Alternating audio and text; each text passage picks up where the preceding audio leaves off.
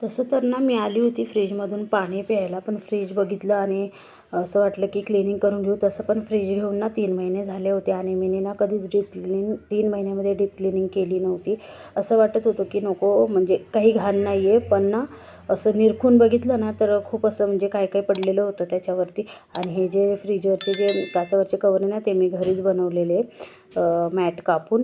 आणि बघा किती घाण आहे आणि आपण विचार करतो की आपण तसंच सामान त्याच्यामध्ये ठेवतो, पण खूप घाण असते फ्रीजमध्ये, पण ते पण क्लिनिंग करायलाच पाहिजे. मग मी सगळं दुपारचं भांडे घासून असं काम झालेलं होतं स्वयंपाक वगैरे करून, मग थोडासा वेळ होता तर म्हटलं चला क्लिनिंगच करून घेऊ, काही दुसरं काही काम नाही. आणि घरामध्ये थोडं जरी घाण दिसली तरी पण आपल्याला असं वाटतंच की चला पूर्ण साफ करून घेऊया.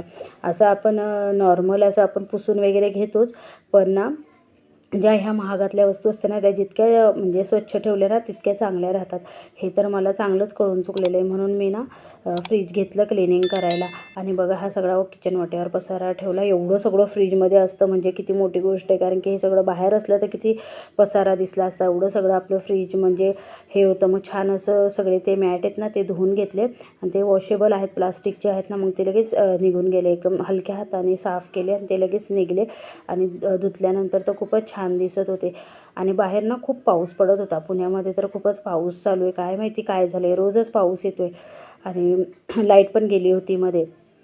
तर ना सगळे मॅट असे धुवून मी ना थोडेसे कोरडे केले, सुकले पण होते आणि थोडेसे कपड्यांनी पण पुसून घेतले, कारण की लगेच हे सगळं ठेवायचं होतं. आणि बघा फ्रीज इतकं सुंदर दिसते, सगळे साफ केलं आहे. बघा हे एक ट्रे ना मसाल्यांचा, तो पण घाण झाला होता, कारण की दादू ना सारखं त्यातून काय काय काढत असतं. तर कसा वाटला माझा फ्रीज क्लिनिंगचा व्हिडिओ. बाय.